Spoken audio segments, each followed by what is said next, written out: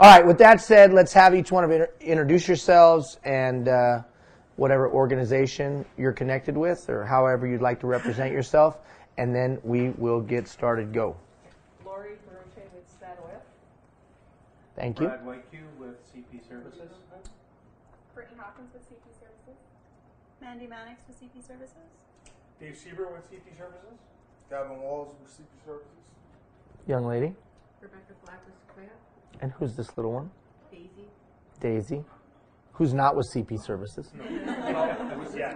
With Sequoia. That's right. Sequoia in training. That's right. Candace Black, Sequoia High Youth Worker. Keith Lex, Youth Worker. Deanna Janvier, StatOil, and Sequoia. All right. Ross Mayer, Regional Municipality, Economic Development Branch. Carrie Soretsky, Experiential Learning Initiative with Bosley. My name is Maggie Harrington, and I'm with the municipality in Aboriginal and Rural Relations. Hi, I'm Beverly Barca, and I'm a partnership consultant with Osley and Northern School Division. Awesome. And we have some people that weren't able to join us today, and I really do appreciate when you send me a note and say, hey, Ian, I can't make it, or couldn't be there, or whatever. I do appreciate it, and I do read them.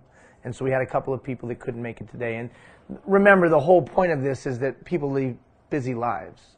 And so the model takes that into account. And you might not be able to, I know that there's one individual that's a part of this will never be able to come physically to the session. But they participate online in their pajamas, and we're glad they don't come in their pajamas. So what are we doing today? Well, first, before we get into today, let's talk about what happened the last 3 weeks. So the whole point of the last 3 weeks was to prepare you for the learning. Through the exercises, through the dialogue, through the reflection that you were to do, through the leadership history survey, get you ready to learn. So somebody tell me something that you took from our time together, or our time online, or for our time the last 3 weeks via email or whatever. Something that you took away from the last 3 weeks. You have to talk. Just Leadership is about service. Okay. Leadership is about service. Expand on that. What do you mean?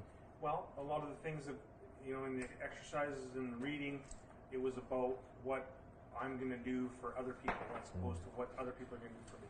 And I'm glad that you took that away. And personally, and I think organizationally, we're of the opinion that that is what followers long for today. They long for leaders that will put the follower ahead of the leader. Interests, desires, even outcomes. And that if you really want to marshal human capital, if you want to engage people and get the best from them today, then you're going to think about them first. How many of you agree with me you're tired of leaders that put their own interests first?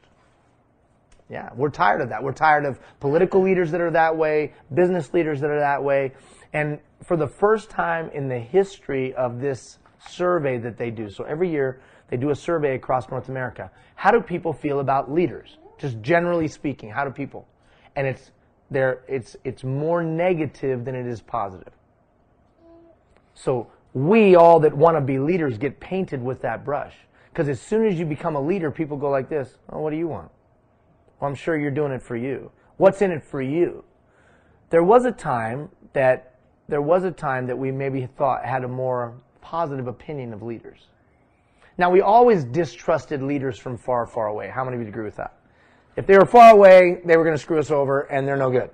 But we at least trusted the leaders that we knew and saw at the store, and we trusted people. Would you agree with me that people are less trusting than they've ever been in your lifetime? People are less trusting today. And when you add the title leader, even less trusting. So the dilemma is, what kind of leadership approach will counterbalance that? And I think it's one that will give. One that will not lower the bar necessarily, but one that will say, here's the bar and let me do all that I can to assist you in reaching your full potential. How can I be a leader that helps somebody see their potential and then move towards that potential? It's funny because we have some corporate participants, right? And especially in this part of the world, resource companies are always talking about building loyalty to the company or brand image. And the region in itself is trying to put forth an image to the rest of the world. The best way to enhance your brand or enhance your image is improve somebody else's life. Just improve somebody else's life and ask nothing in return. If you improve somebody else's life and ask nothing in return, they'll have a favorable view of you. Well, the leader is the same way. So I'm glad that you caught that. It's a change dynamic. It's fundamentally different. And when we were all face to face, we made that point, and online we made that point. Somebody else, something you're taking away from the last 3 weeks. Something you're taking away from the last 3 weeks. Well, what I found interesting was as in the past, now today, society was the informal, you know, and definitely as society's changed, it's more of an informal. And when I talk to all the crews, it's more of everyone can be a leader with their knowledge. And you know, I tell them, talk about, you know, briefly from time to time is it's kind of like every day is Christmas. We all have a gift, and we share those gifts and dish them out as presents to our kids or people in the workplace. And it is a less formal. Like we're not as impressed with titles anymore. We're not as impressed with titles. You know, you can lead, whereas in the past you wouldn't have been able to lead. You wouldn't have been able to lead because sometimes you wouldn't have been able to lead because of gender. You wouldn't have been able to lead because of ethnic background. You wouldn't have been able to lead because of money in your pocket. A person, not just you, but a person wouldn't have been able to lead if they didn't possess certain qualities. Today, and we've all seen this, I got a Twitter account, I got some cool phrases I can punch out in 140 characters, and all of a sudden I can lead. Now, we know that leadership is deeper and broader than that, but isn't it funny that a person with a smartphone and a little bit of wit can gain a following, can get people to do things? It is a lot less formal. That's good, and I would suggest that's also can be a challenge, but we can take advantage of that. And all of a sudden we can affect change from the middle. We can affect change without a title. You just got back from the Yukon, right? I know a guy, his name is Alfred Moses, and he is in the North. Do you know him? Yeah. So I met him when I was in the Northwest Territories before he became a legislator, when he was just a young person. I met him at a little conference that was happening in Hay River in the Northwest Territories. And we had a long, long conversation about his vision and his dream. His dream to stop the rampant effects of cancer amongst his people. And to work to reduce the amount of smoking amongst his people. And he worked hard at it as a young person. I mean, just a kid. And he didn't know anybody and he didn't know anything, but he worked hard using some of the techniques that we'll talk about today. And now he's a respected legislator. He has done a phenomenal job of establishing funds and laws and policies to help people move away from debilitating themselves through tobacco use, moving to a healthier lifestyle. And he's made a significant difference. But when he started, he was just some punk kid that walked up to me at a conference. I'm like, who are you, man? I'm going to change the world. I was like, really? You are? Tell me about how you're going to do that. And you know what? For the first time in the history of mankind, his little vision could be a reality because it is less formal. Okay, somebody else, something you're taking away that you took away from the 3 weeks. Something that you took away from the 3 weeks. Let me ask you this. How many of you did that leadership history survey? Did you do that leadership history survey? And if you did the leadership history survey, you'll remember that I talked about question number 9 and question number 10. Question number 9 was, who's your best boss? Or best leader you've ever had? And then question number 10 was, who's your worst? And on question number 9, hi there, little one. How are you? She's like, Mom, the teacher's talking to me. Chubby brown man, make him go away, Mom. Remember, question number 9 was, who's your best leader or best boss? And you wouldn't have had much time to do this. And so I want you to continue to try to do this if you haven't had an opportunity. I wanted you to contact that person.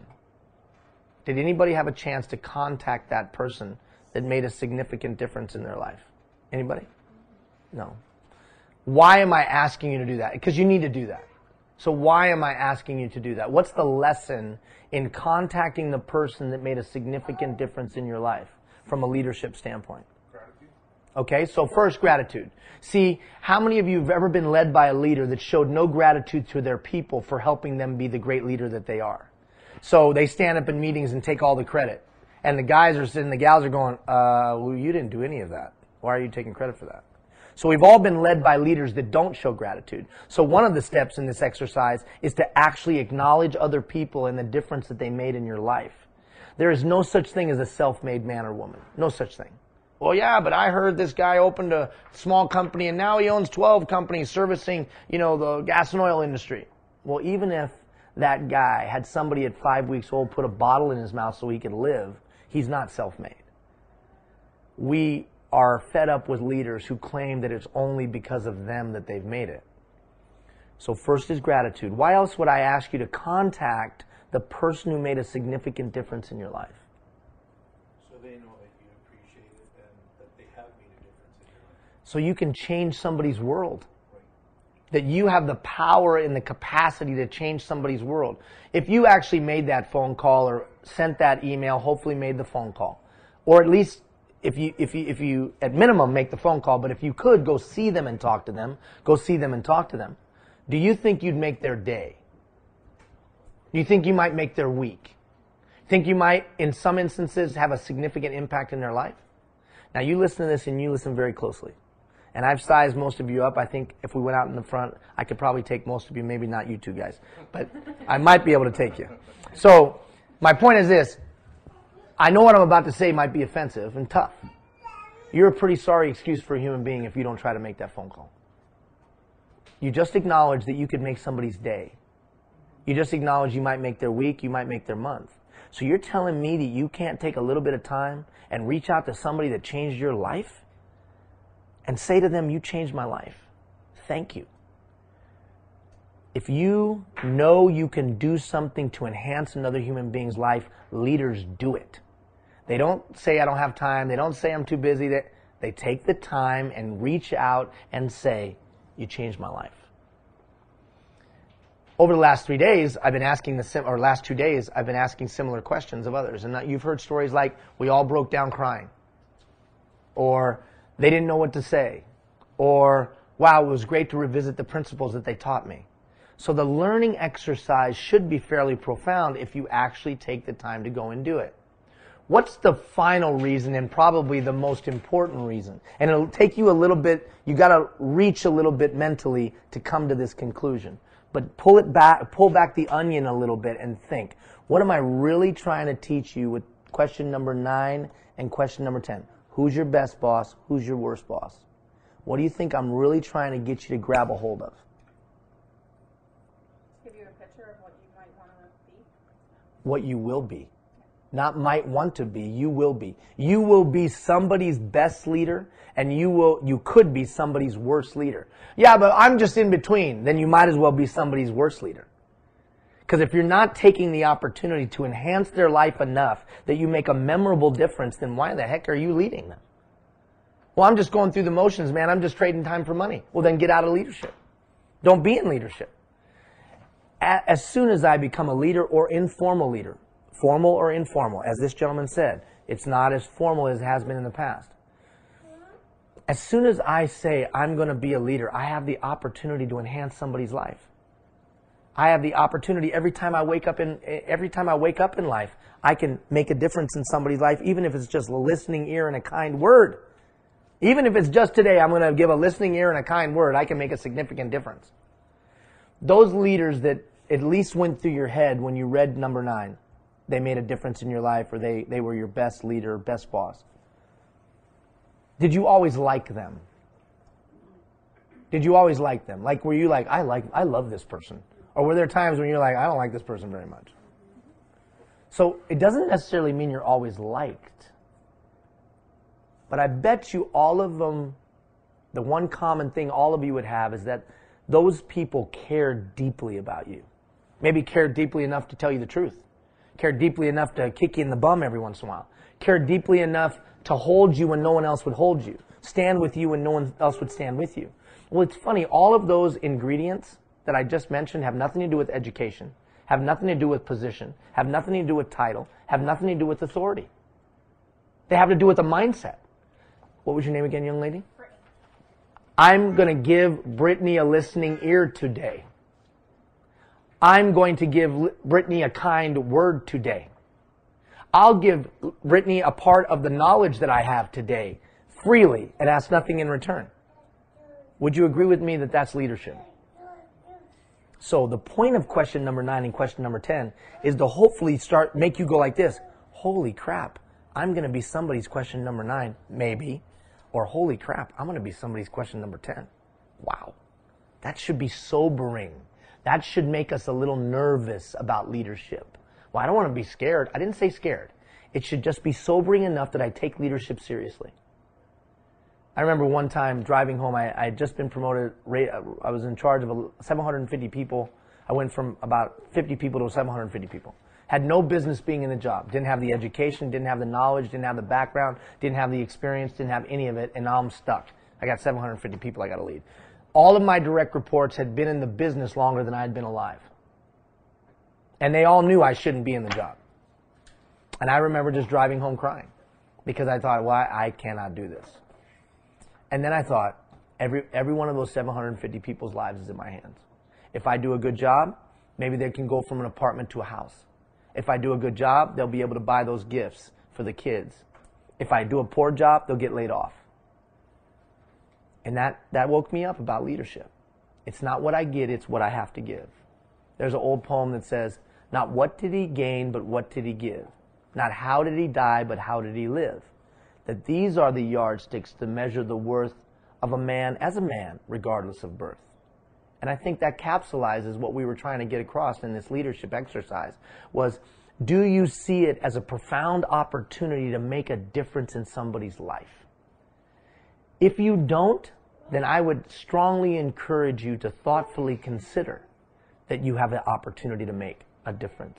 And if you don't care to make a difference, then get out of leadership. Because I think we're all fed up with leaders who are only in the position to see how they can further advance themselves. Have you ever experienced that? If you really want to marshal human capital, be a leader who's willing to give. Any other final thoughts on that first 3 weeks? Any other final thoughts in the first 3 weeks? Why do I ask the question? Why do I ask the question? Why am I asking this debriefing kind of question? Basically to get our input and see what we get on it. Can I tell you something, brother? I could care less. I don't care. I don't care. You say, well, Ian, that's rude. I know what we do is good. I don't need it validated. What I'm trying to get you to start to thoughtfully consider is proactively identifying what you want to learn. And then at the end of each 3 weeks, looking back and make sure you learned it. So become an active participant in the learning exercise. Not all of you have turned in your 3 questions, right? 11:48 last night. Good job. My man, 11:48 last night. He's like, I better get these in before I see him tomorrow. Right? So he gets them in, which is awesome. Why do we ask those 3 questions? What's the point? What was the first exercise supposed to do? Why was the first exercise, tell me what you want to learn? Why do you think, what was the point of that? To measure. To have something to measure. Certainly. But what was the point of it for you? To set a goal. A goal, or at minimum, identify the point to all of this. Now, it certainly helps me, but it also helps you. So now at the end of the first 3 weeks, you got to look back and go, okay, what did I learn? What am I taking away from this first 3 weeks? Now as we enter in the next 3 weeks, identifying what do I hope to gain? And then at the end of that, looking back and saying, I gained it, or I didn't gain it. That'll be, as we all talked about face-to-face last time, that'll become very tangible the next time we meet face-to-face. Because directly after that, I'm going to ask you to make a commitment. I'm going to ask you to formally tell me, what are you going to work on the last 9 weeks? What's the one thing that you're going to get better at in the last 9 weeks? And you're going to have to physically tell me that. And until you do, I will pester you and pester you and pester you. So that we end this process having learned something. So that it's not a waste of anybody's time. So that we've all learned something. And you know what's interesting? Why it's so awesome that your daughter is here? Because if you are not visibly moved on the profound nature of that little girl walking around and all of us trying to become better leaders, then you don't get it. Because the whole point of this exercise is so that little one has an opportunity to grow up in a thriving community. And that each one of us, those of us in business, those of us in government, those of us on the humanitarian side of things, that all of us are working to make sure that little girl makes it. And that she has a thriving environment to grow up in and then raise a family in. To do that, we all need to be great leaders. So I asked the question so that we are gauging our progress along the way. From now on, for the rest of your life, you're never going to enter into a learning opportunity having not identified what you want to learn going in. Oh, no, I'll wait for the speaker to talk and then what? No, come in. I need to learn blank. That way you're prepared. You're looking for it. You're like a miner with a pick and a shovel and a helmet. You're looking for the golden nugget. So take your own development seriously by self-identifying exactly what you want to learn before you walk in the door. That way when it comes, you're ready for it. Now you might pick up other things along the way for sure. All right, so today. So what are we doing today? Today we begin to actually talk about the tangible tools of today's leader, the competencies of today's leader. Remember, a competency is a complex set of skills, attributes, attitudes, abilities that make you good at a certain thing. So, to operate a front-end loader, it takes certain competencies.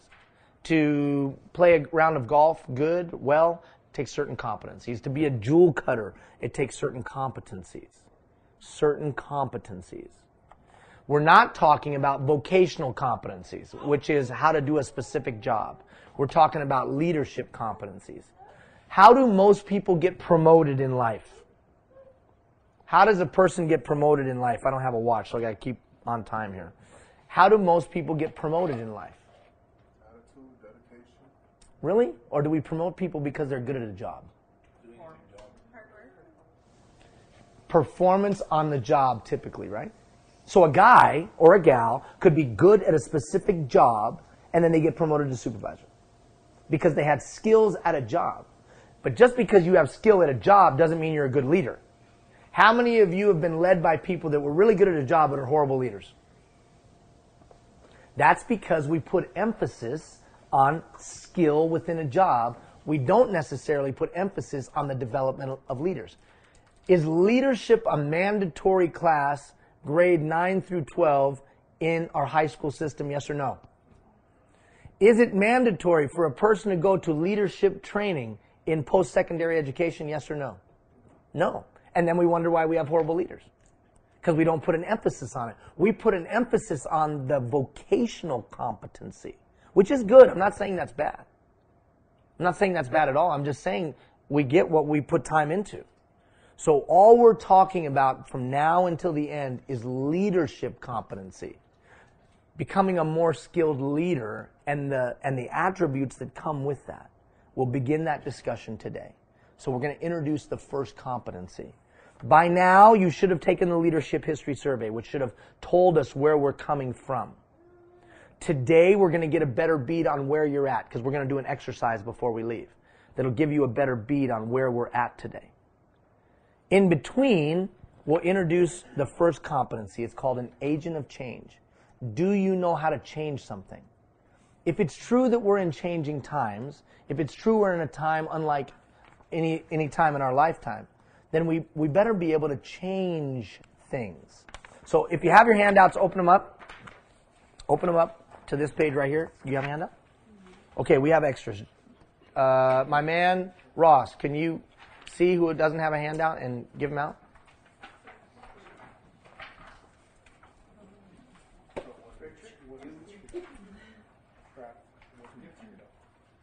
Did you print the wrong one? No. I printed them, and then when I punched them, I put them in a different order, and he's like, I don't have that page. So this page right here. Yes. Got it? You got that one? Yeah, everybody? She needs one here, Ross. No, they have them. They have them. Oh, she doesn't have one. No. She needs one. Okay, remember this. Moving forward, after today, here's the drill. Anybody else?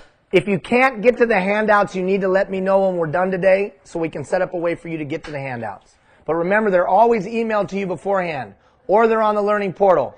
But moving forward, moving forward, don't have your handouts, don't have your handouts, aren't prepared. It's a $2, it's a toonie, fine.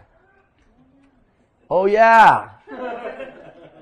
I will spot those of you that did not bring your toonie today or did not. So it's either a toonie or your handout because leaders are prepared. Now, all the money that's collected, we'll donate back to the youth center. Okay? I think up in Fort Mac last year, we raised probably a couple $100 for the food bank and for others. But if you don't have your stuff, you get fined a toonie. And then I always match what comes in and then we'll donate. So today. So we should all forget it. And then you can raise money for the youth center. There you go. How about everybody just bring it and give a toonie to the youth center? How about that? All right. So this is the page I want you to be at. So from now on, at the beginning of every 3 weeks, we're going to introduce a competency. The competency today, agent of change. That's the individual who understands, demonstrates, and exerts influence by building trusting relationships to act as a catalyst for change. So how does this agent of change things? Through trusting relationships. This gentleman said it's less formal than it's ever been. He's right. I don't care about a title anymore. I'll do something if I trust you. If I trust you, I'll bust my butt for you. If I don't trust you, you're going to get time for money exchange. And we don't want time for money exchange. We want people to give their all. And whether give their all is a community activity or give their all is in the workplace, we want people to give their all. You're not going to get somebody to give their all if they don't trust you. I didn't say they wouldn't come to work. They'll come to work because they got bills to pay. They'll trade time for money with you. But if you want deeper than that, trust. How do we plan a trip nowadays? How do we plan a trip today? You go to Priceline. And what do you look when you go and look at a hotel or a place to go? What do you look at? How many stars or smiley faces? How did we used to book a trip? We called an expert. That expert was a travel agent. Or they were an expert. They had trained for that. They had prepared for that. They had gone to class for that. They had studied for that. We actually, listen now, this is crazy. We would talk to an expert and we would trust what they had to say. And then we would make our purchasing decisions based on that. What do all of us, or most of us, make many of our purchasing decisions based on now? Smiley faces and stars. How many smiley faces and stars does it have? And the crazy thing about it, are they experts? How come you're listening to people who aren't experts? I mean, really, what's wrong with you? You're listening to a bunch of people that aren't experts. Why are you listening to the non-expert who is putting up the smiley face or the star? Why? Like when I go in and then I'm choosing something and I see the stars, it'll show like beside it how many people took that survey. So it's the people giving their feedback. Because you trust it. And you think that they're people just like you. And you think that they would be honest about the product. And you trust it more than the expert telling you. So the expert tells you, buy the iPhone S, whatever. And then you go and you look and there's all these comments and they're negative and they're and you assume that's trustworthy. And you actually spend money based on that because you trust it. So she's influenced, not by experts, but by regular people that she assumes are giving honest feedback. Would you say that's a fundamental shift in our society? Yeah, completely different. Because in the past, we'd give credit to the expert. And the expert would tell us to do something. We went like this. Okay. Let me just go do whatever you tell me to do. The same is true in the workplace. The boss says do it a certain way. And then the guy gets out on the job and they go, I know that's what they tell us to, but let me show you how to really do it. Am I right or wrong? I know the company is telling you to do it a certain way. Or I know the organization is telling you to do it a certain way. But forget all that. Because we're out here and we know how to do it right. And save you time and save you energy, do it our way. And what does that new employee do? The company way or the way that he's being told by his peers? Exactly. Trust. All of a sudden, If I want to get something done, it's only going to be through trusting relationships. If I want to get somebody to give me their best, it's only going to be because they trust me. I cannot exert influence over you if you don't trust me. In some white space free of charge, write this, please. You've got to get people's permission to lead them. You've got to get people's permission to lead them today. You're not going to lead people if you don't have their permission. It's just not going to happen. People will come to work because they have mortgages to pay or bills to pay. They need a paycheck. So if you want something beyond a time money exchange, then you got to get their permission. I don't like that, Ian. They should do their job. I have a title. I'm the boss. They should shut up and do what they're told. How many of you know you can take that stance and then what you're going to get is this? Okay. Sure, I'm happy to do what you say. Mm-hmm. Let's see how this rolls for the next few months. Have you ever dealt with that? Yeah. That's because you don't have their permission. I didn't say I agreed with it. I'm telling you what the reality is in life. So now I got to build a trusting relationship with that person to help marshal their human capital. Okay, so from now on, we're going to take a little survey at the beginning of the 3 weeks to help you identify where you should focus your learning. So 10, I'm totally like that. 1, I'm nothing like that, or whatever's in between. I'm going to randomly read them. You take the survey on your own. When you're done, look up at me and I'll know that you're complete. But I'm just going to kind of read them, right, for the people that are joining us via archive. I believe I can make a difference. Oh, Ian, that's just trite. Why are you saying that? No, do you really believe? Do you really believe you could change a situation or change an employee or help them be better or a community member? Do you believe that, or you just resign yourself to the fact that people are the way they are? I'm aware that people learn differently and communicate in a variety of ways. I can adapt my communication style to meet the needs of others. I understand my emotions and the impact they have on my performance and the performance of others. I can facilitate activities that remove attitudinal barriers. What's an attitudinal barrier? That's the cross of the arms. That's the roll of the eyes. That's the flip of the hair like, no you didn't. I understand political governance at the local, provincial, and national levels. I can influence the political decision-making process. I can apply strategies for ensuring positive media relations. Now, obviously, that's more community-focused, not as much business-focused. I enable groups and organizations to collaborate and achieve synergy. I apply a diverse and sophisticated set of facilitation models, skills, and techniques. What that basically means is I can drop into many situations and be able to communicate with people. Okay, so go through that. Where do you line up? 1, 10, somewhere in between. 1, 10, somewhere in between. 1, 10, somewhere in between. 1, 10, somewhere in between. Okay, and when you're done, just kind of pick up your head. That way I know you've completed it.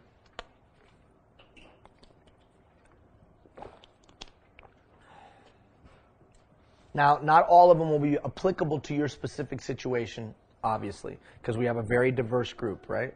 Very diverse group. Okay. Pick up your head when you're done. That way I know you're completed.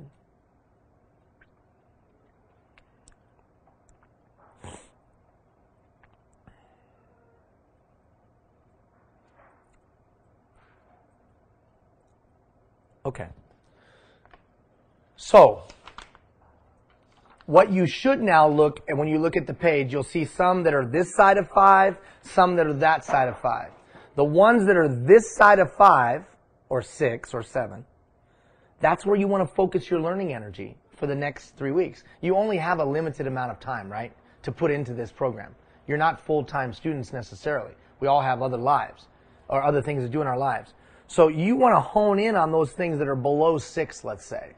And when you hear me talking over the next 3 weeks about those subjects that are below 6, you pay attention. So if you only had an hour left and there were 3 subjects to tap into, you're going to obviously tap into the one that's below 6, right? Some of you are in the program because you want to learn how to lead, let's say, employees better. Some of you are in the program because you want to do things in your community. So over the next couple weeks, I'm going to have to be able to offer both. And so you're going to have to choose.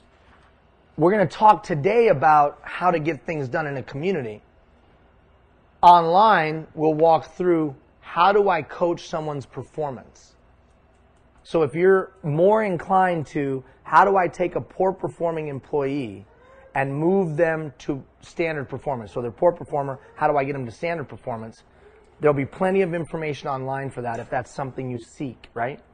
Today we'll talk in general terms about how do I get something done in a community and people of influence, but it will be relevant to the workplace as well. But I just want to be clear that I'm going to give you a very specific way to coach poor performance, but you'll have to access online. Make sense? What do I do with someone who's not performing, and how do I get them to perform to standard or above standard? Okay. All of that, whether I want to get something done in the community or whether I want to help a person grow in their performance, is always going to be based on trust. So, how do I build trust? Now, here's the funny thing, and Tim, I'm going to stand up if you got to do something with the camera there. I'm tired of sitting down. I didn't have to worry about trust as much in learning how to do it in the past because I knew everybody. And they knew my parents, and they knew their parents. And we all spoke a common language, or we all worshiped in the same way, or we all ate the same kind of food. And so there was a commonality amongst us because we had a similar world view. Yeah, but that's not true. We started to be diverse. Well, not like diverse today diverse. Because we still had a common world view. There wasn't people living next to us in the last 80 years that different religion, different religion, different religion, different religion, different religion. We were pretty homogeneous when we had worldview, culture, and the like. Wouldn't you agree? Even if we lived even if it was all the Germans living together, all the Germans left together. Even if it was one First Nations community, they were all First Nations community from that, and their generation had been on that land for year and year. Even if all of the Eastern Europeans all lived in the same area, they had some commonality. Would you agree with that? So it was easier to trust because you had a similar worldview. Well, I know you. Or at least I know your background and perspective on life. Now all of a sudden we get to the 21st century in the region of Wood Buffalo, and it goes like this. Schwang. And I get in the cab this morning and sit down and I go, hey buddy, where are you from? And he goes, I'm from Mauritania. I was like, really? Where's Mauritania? Like, I know all the countries in the world. I'm like, dude, where's Mauritania? He's like, you never heard of Mauritania? I was like, I've heard of it, but I have no idea where it is. He's like, it's next to Senegal and Algeria. I'm like, oh, that's awesome. And then Ross and I kibitz with him for a while about being from Mauritania, right? We're kind of giving him a hard time about being from Mauritania. What do they speak and what do they do and where do they go? And tell us about Mauritania. And he tells me, would you agree with me that his worldview is probably a little bit different than mine? And would you also agree with me that those differences can, not always, but can lead to a little bit of, what are you all about? And he looks at me and says, well, what are you all about? And I look at him and go, well, what are you eating over there? And he's like, well, what are you eating over there? And well, what does that smell like? And he's like, well, what do you smell like? Am I right or wrong? And the next thing you know, we're like this. I don't know if I trust you. Because you don't look like me, you don't talk like me, you don't smell like me, and what you eat doesn't look like anything I eat. And so I'm not sure if I'm down for you. Simplistically, would you agree with me that's what happens? So all of a sudden, it's more difficult to build trust. And we already agreed that we're in a less trusting society than we've ever been, at least in my lifetime. So I think it's important that we walk through the ingredients of trust. How do I build trust? Now, this works off the assumption that all of a sudden I'm dropped into a place where I might not know people. I'm dropped into a situation where I might not have that understanding or have those relationships already established. I'm all of a sudden in a place. Or I'm all of a sudden leading a group of people that I have no contact and no connection with. Okay, that's the premise. So how would I build trust? Step number one. I'm sitting down now, Tim. Tim's back there playing Angry Birds or something. I don't know what he's doing. The battalion chief is playing Angry Birds, so I'm going to sit down right now. Right? So anyways, number one thing, vocational competency. Now what does that mean? That means you know what you're doing. People are going to trust you if they perceive you know what you're doing. You're vocationally competent. You know your job. Yeah, but Ian, what if I don't know my job? What if I get put in a position where the people around me do know more than I do? What happens if I get put in a position where they definitely know more than me, and I got promoted, and I shouldn't be supervising? Fact is, I'm wondering why I got promoted, and they are too. Or what if I'm the new person on the job who all of a sudden has been brought in from the outside? Okay, so then what do you do? What do you do if the people around you really do know more and you can't just say, watch me, I know how to do this. And they all go, wow, you're really good at that. What happens when you can't do that? Okay, number one, admit it.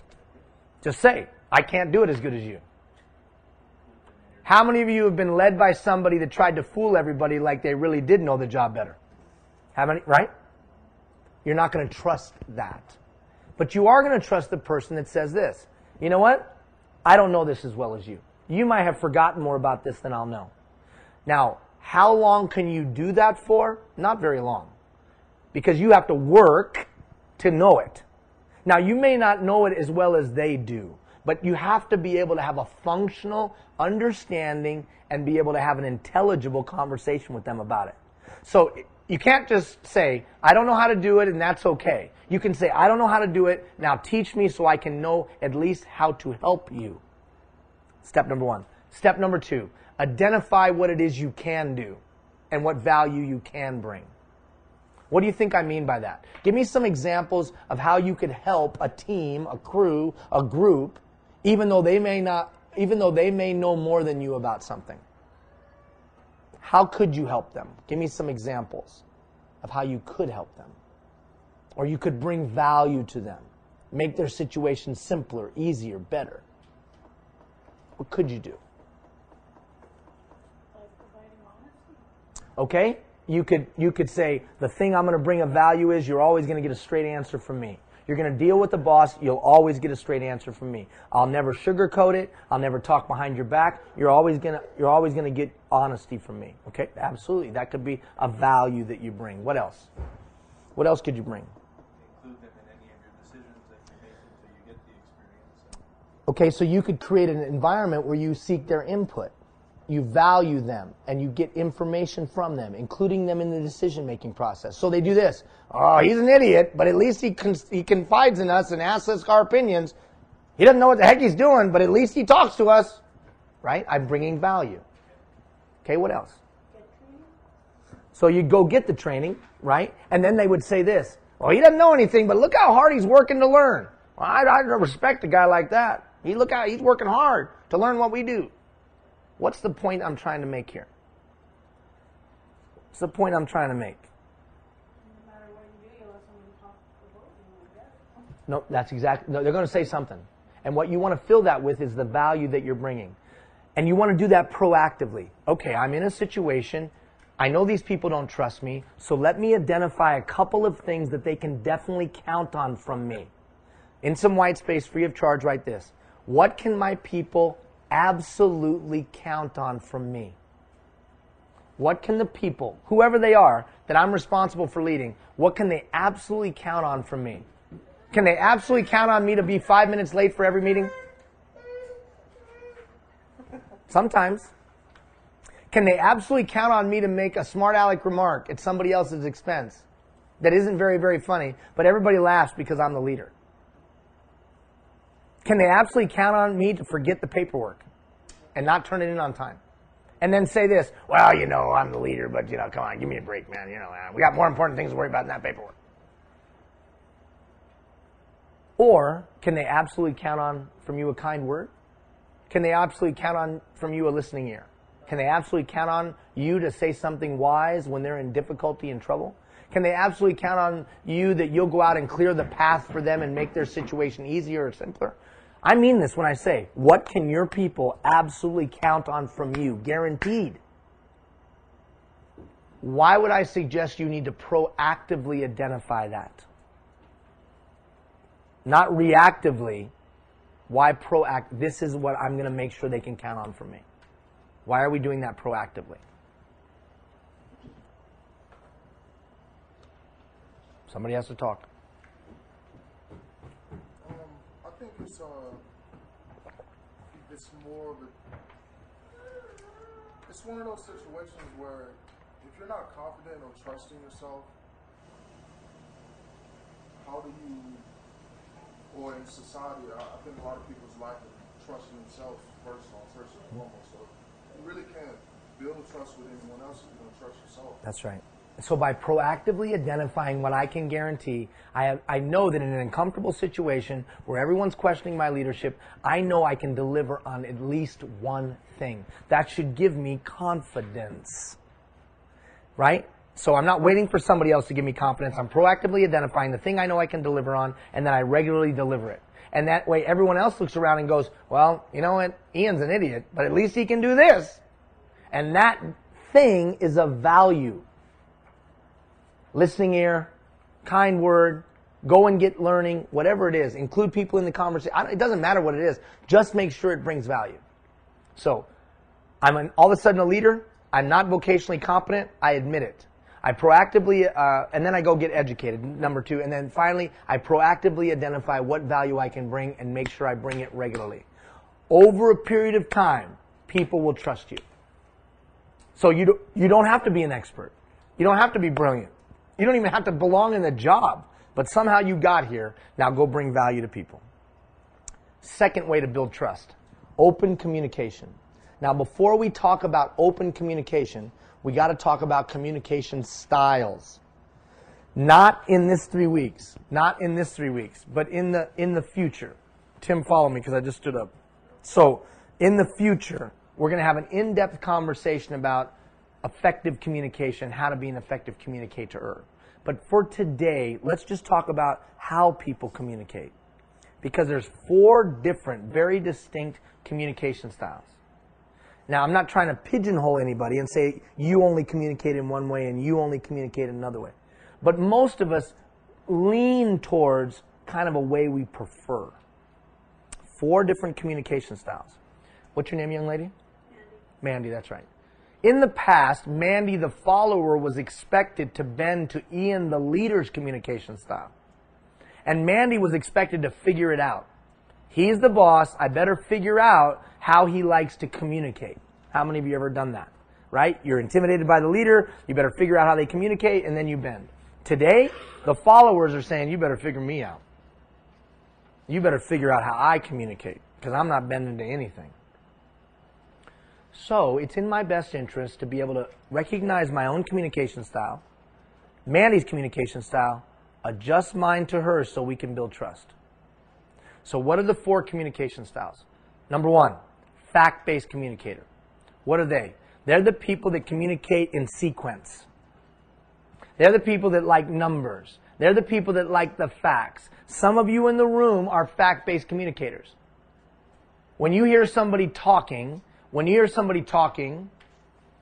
they're talking here and here and here about vision and feelings and how was the meeting today? Oh, it felt great. And you're like, and? Oh, there was a great energy in the room. Wonderful. Tell me about the meeting. Oh, the spirit was awesome. And you're like, dude, tell me about the meeting. That's because you're a fact-based communicator. You know what they are? They're an emotion-based communicator. They're an emotion-based communicator. That's the second form of communication. The emotion-based communicator is telling you how they feel at that moment. How many of you know somebody in your life that whatever they're feeling at that moment, that's what you get? And then 5 minutes later, whatever they're feeling at that moment, that's what you get. How many of you are married to that person? No, I don't want to talk about that. So, that's the emotion-based communicator.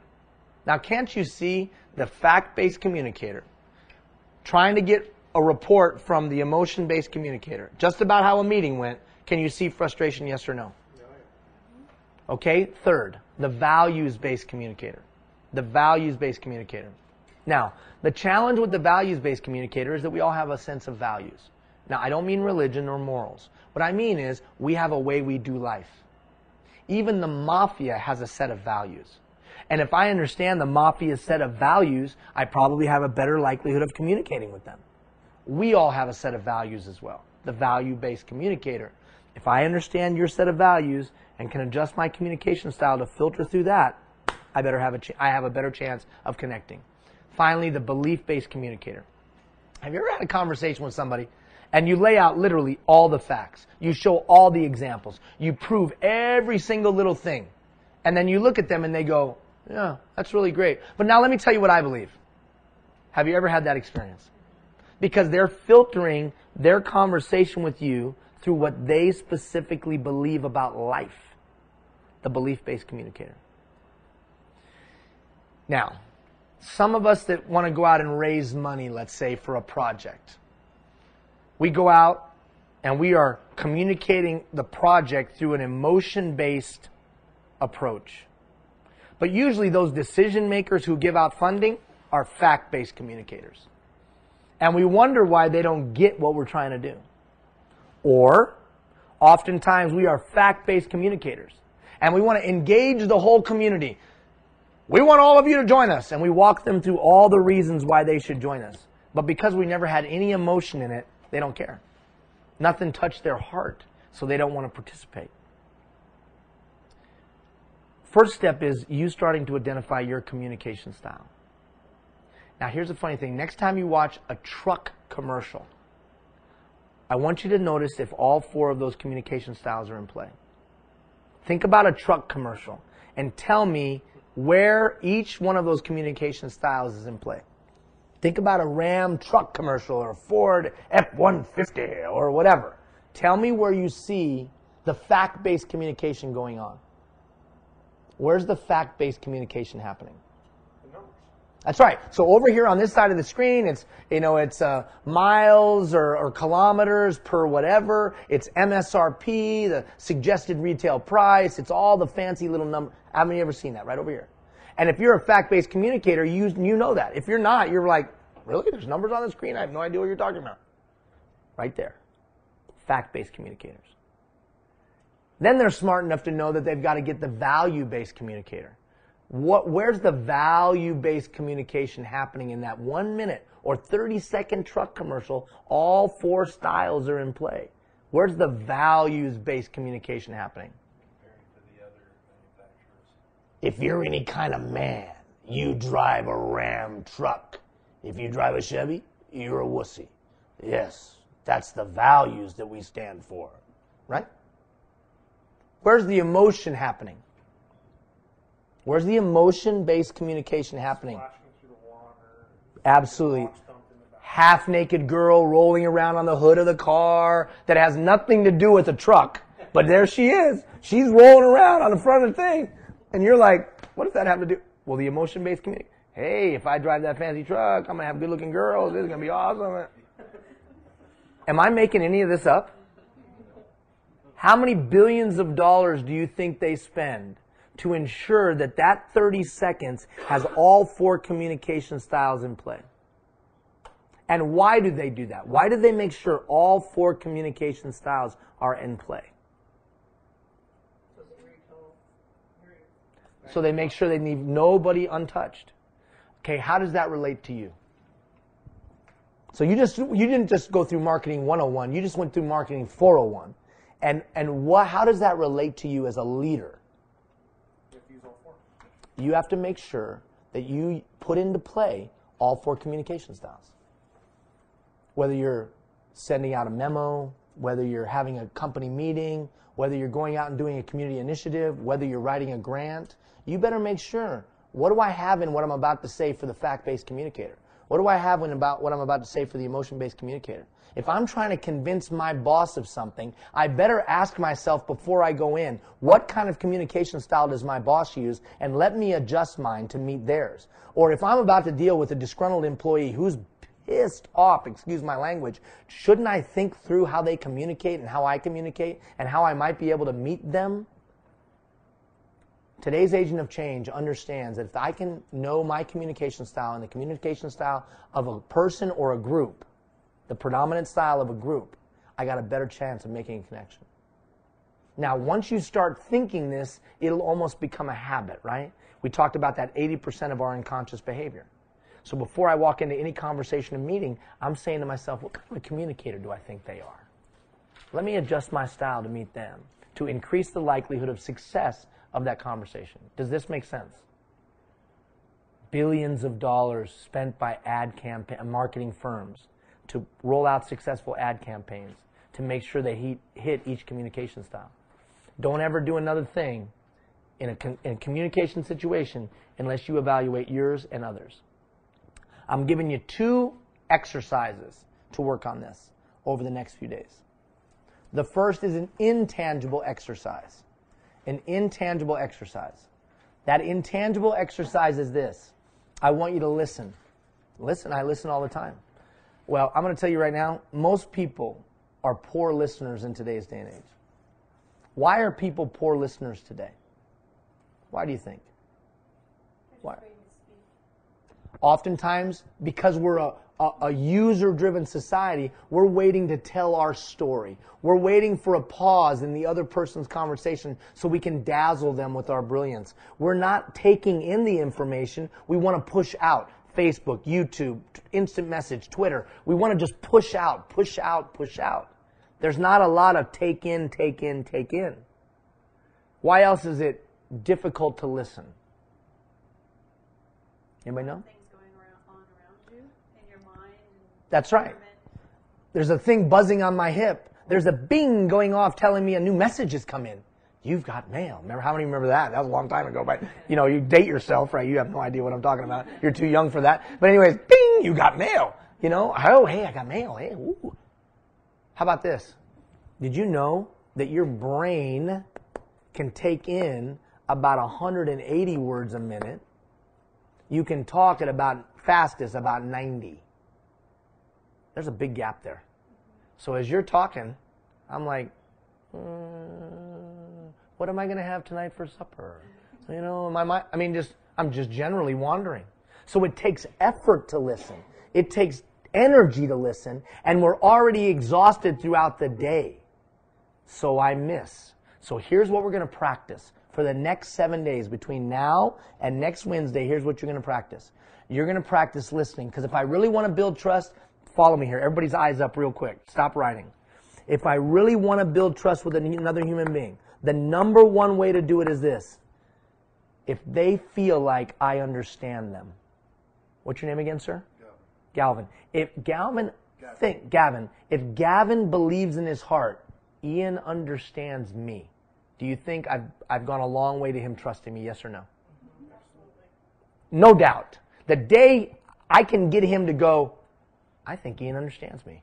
He really gets me, is the day I got a trusting relationship and now I can do some influencing. Before that day, it's going to be a challenge. So what's the number one thing that I can do to get him to a place where he feels understood? Listen to him in a meaningful and profound and real way. How am I going to do that? I'm going to listen to him like he's going to die at midnight. Now, you're not going to die at midnight, God forbid. But what I'm going to do is, the point is this, I'm going to give him my whole heart. I'm going to give him my whole soul. I'm going to give him all my attention. Everything that I am, I'm going to give to him. I'm going to block out everything else and just listen. Listen to what he's saying. Listen to what he's not saying. Listen to what he's saying with his mouth, but also listen to what he's saying with his body. I'm going to listen with my eyes and my ears and my intuition. I'm going to give him my full focus. Why? Because I'm trying to build a trusting relationship with this guy. And, frankly, because he has value. So right? Ian, my question to Sure. you is, I think a lot of us build relationships, or I shouldn't say build relationships, but have relationships with people through teleconferencing, through email, and that may be your only way of communicating with that person for periods of time. So what I recommend is this. At some point, there has to be a dialogue. Expediency is one thing, so the drive to do things faster and quicker. But if I really want to build a trusting relationship, I'm probably not going to do that via that email back and forth. Now, in some instances, it is true that through a conduit like a Facebook or an email, I could. But the likelihood of that happening is minimal. It is difficult to effectively listen in 110 characters or 140 characters. I'm not rejecting the virtual conduit of communication because some do trust that as their most trusted conduit. I'm just saying it's a lot more difficult to know your heart through that conduit. And that's what I'm trying to seek to do. Because in a minute, when we talk about effectively expanding my sphere of influence, for me to be able to do that, I need to know his dreams, his hopes, his wants, and his desires.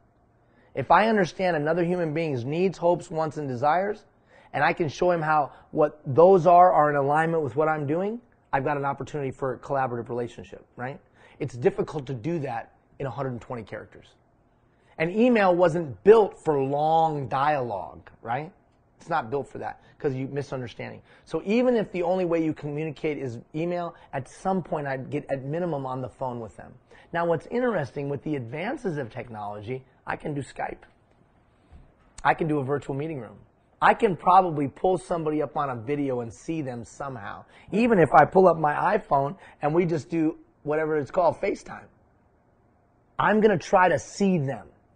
One of the reasons I'm going to try to do it is because I'm going to try to be different than everybody else in the marketplace. I'm going to try to differentiate myself through that relational approach. So it is difficult, I agree, but I think we can try to do it, if at all possible.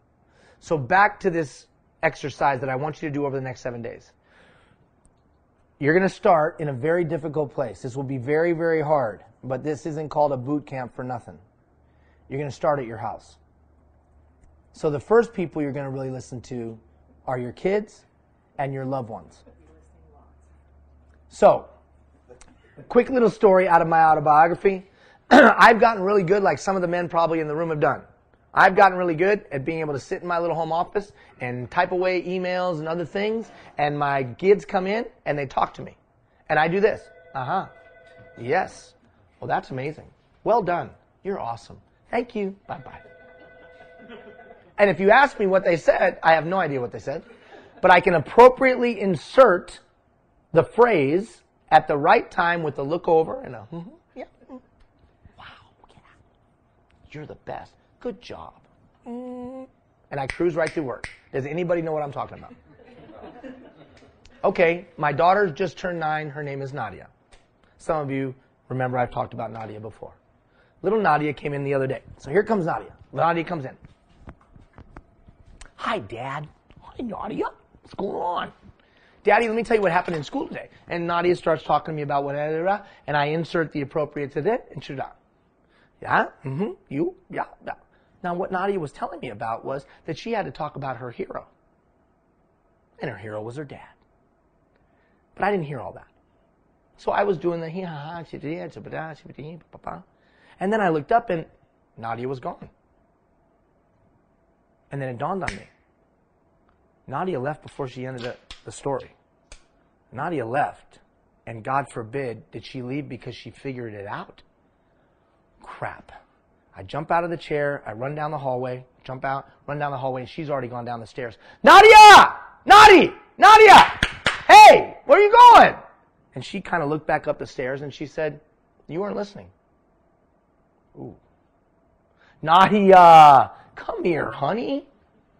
Oh no, Dad, I was telling you about how you're my hero. And obviously whatever you were typing was more important. I'm paraphrasing now. Obviously what you were typing was more important than that. So, fine. I'll go watch some Disney Channel, whatever. Nadia, come here. In those indefinable split seconds, here's what I saw.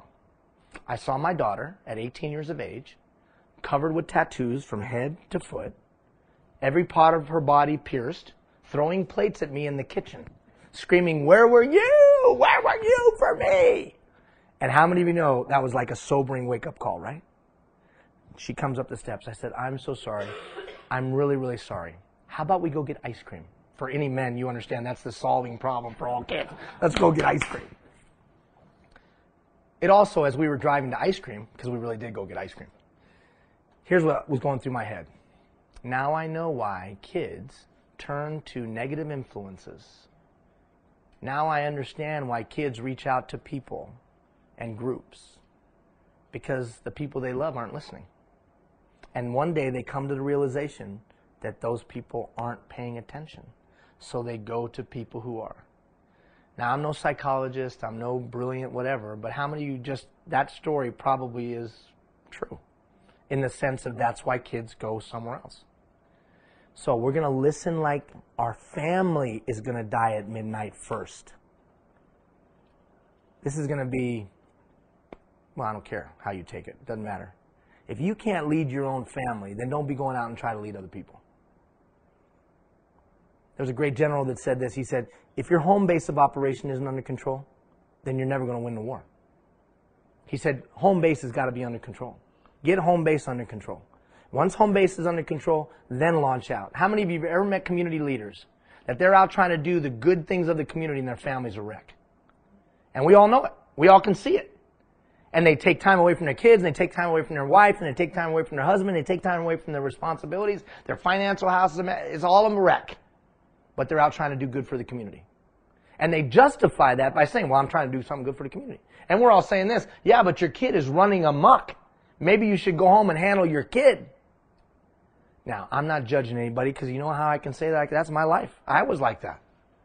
And I came to the realization and the conclusion that, you know what? The number one responsibility I have as a community leader is to raise great kids. How can I be trying to help everybody else's kids if I can't even raise my own? Leadership. Where does leadership begin? With first you, and then the people you have the greatest impact on. And then a concentric circle out from there. So, where are you going to start? You're going to listen like people are going to die at midnight in your house. And then with family and friends and coworkers and employees now. And it will be hard. You're going to be sitting at supper looking at your spouse like this. And they're going to be like, are you drunk? Are you on crack? What is wrong with you? Don't look at me! No, honey, I really want to listen to what you have to say. You haven't listened to what I said for 20 years. What are you talking about? So, it will be unusual. They'll think you're on drugs. But just hang with it for 7 days. And what am I listening for, Ian? You're listening for what's being said and not said. You're trying to evaluate their communication style. You're trying to understand them to their satisfaction. Because there's nothing more validating than a person feeling understood. Little Nadia. I got to now work for the next few months on little Nadia and regaining that trust with my little 9-year-old. Because I don't want my little 9-year-old turn into some man when she's 15 to get what her dad didn't give her. How have you ever seen that story play out? I'm not going to let that happen to my little girl. Or at least I'm going to do everything I can not to let that happen to my little girl. So, we're going to listen at home. That's an intangible exercise. Here's the tangible exercise. I challenge you to send out a survey. I want you to send out a survey. A survey. Yeah, an anonymous survey. It's in the middle of your worksheet right there. 3 questions. What am I doing right? Question number 1. Question number 2, what am I doing wrong? Your suggestions for my improvement. Question number 3, if you could send me back to school, what class would you make me take? Those are the 3 questions. What am I doing right? What am I doing wrong? Suggestions for my improvement. And if you could send me back to class or school, what class would you make me take? Now, this is the way you're going to do it. You're going to send it out to all your direct reports.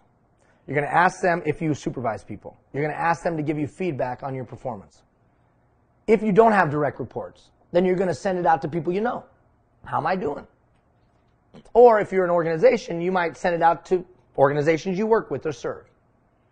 Why am I challenging you to do this exercise? What's the point? You want us to be sad. I want us to be sad. You're making me listen to my wife, and now I need feedback? This sucks! Boot camp sucks! Okay, why am I asking you to do this activity? Okay, so an asset assessment and liability assessment. Sure, why else? 4 windows. Okay. Explain that. That you know about yourself, that everyone else knows about yourself. Okay. The stuff that you know about yourself that nobody knows about you. The stuff that everybody knows about you that you don't know. And the stuff that... That would be 5 windows. That was 4 right there. 4? Yeah, good job. That was awesome. Okay. Target, what do you mean by that? Well, target yourself because you're here because you want to make a change on the 3, like the people that you want to change for them. But if you direct the survey to them, is it the change that you want to do, or is it the change that they see differently relevant you know what I mean? Oh, yeah. You know what, dude? You're like so smart. Right? I mean, last time she was blowing us away with insight and wisdom. This time, I mean, you're a stud, dude. You're a superstar. Because that's profound. Because if I'm going to improve myself, because we wrote down 3 names, right? 3 names. I should probably ask them what I should get better at, not just assume what they think I should get better at. Okay, why else? That's very profound, very profound. All of you so far, very profound. Why else am I, now you got to take a step further. Peel back the onion one more layer. Why else am I asking you to do this within the context of trust building? Why else am I asking you to do this within the context of building trust with other human beings? Letting them know that their input is valued and considered. And how will they know that? Because you asked? Really? Well, stop for a second. Hold on. This is really important. So just by asking you for your input, that will tell you that your input is valued? Or if I do something with it? That's the beginning. So By asking it and then making sure that you do something about it. Move forward with it. because if I ask you but do nothing with it, it actually says to you what? They don't care. That I don't value your opinion. So that's an important second step. So you got it. You're right on it. So I'm going to build trust with you by asking you your opinion, and then you're going to see me over the next few weeks working on that. And if I did that, if I sent you a survey and it was anonymous, you turned it in and everybody else turned it in, I read through it and I looked for trends, and then I picked one of those things out and started working on it. And it was the thing that you mentioned. And you saw me working aggressively on it for the next few 5, 6, 8 weeks, and I actually got better at it. How would you feel about me? That you took into consideration what I had addressed on paper with you, Mm-hmm. survey, that you cared about what we had to say, what anybody had to say, however many people were involved with the survey, that you want to improve yourself for the sake of the people that you're trying to help. Respect me more or less? Trust me more or less? Right. Absolutely. Certainly putting a deposit in the trust bank account. So I would suggest to you the agent of change knows that those opportunities are few and far between. So sometimes I have to create those opportunities. So remember, listening is not passive. Those of you that are in a formal leadership role today, you might have an open door policy. That's a joke. An open door policy is a joke. Because no one's coming in the open door. You can stand up and say, I'm an open door policy. Come on in and talk to me. Nobody ever comes in. Because who wants to go in the door? It's scary to walk in the door. So we want to be proactive in gaining information. And here's the brilliance of it, what she just said. It provides me an opportunity to build a trusting relationship with her. So I can look at that feedback, like you said, scary, or I can say to myself, okay, I don't enjoy that. That's not exciting, what I'm reading here. But you know what? If I could get better at this, I got a customer for life. It's just like a customer complaint, right? When a customer complains to a company, if the company solves it well, customer for life. Well, as soon as you tell me what I need to work on, I then go work on it and get better at it. You're saying to me, wow, I don't know if I could do that. Wow, that's pretty impressive. First, I don't know if I'd ask anybody their opinion. Second of all, I don't know if I'd work on it. And third of all, I don't know if I'd change. Wow, I respect you because you did something I could never do. Or So, saying the message that we can change together. absolutely. There's that as well. And doesn't it make it a lot easier to be able to go back and give them feedback? It should, hopefully. Make them feel important that, you know, like, you're doing this change, like, for them, but it's showing them that you want all of their, everything involved to show how important that they really truly are for you. Excellent. All of that engenders trust. So, that's the tangible exercise. Well, Ian, I'm not clear on exactly how I'm going to do it. You're going to go to Microsoft Word, you're going to type in the survey, you're going to print it out, and you're going to hand it out. And then you're going to tell them how to give it back to you anonymously. Slip it under my door, put it in my mailbox, send it to me in the mail, whatever. However they can get it to you anonymously. Why anonymously? Because you want free information, right? You don't want to feel encumbered. You want to speak freely. Now, I used to do this, and I did it every 90 days.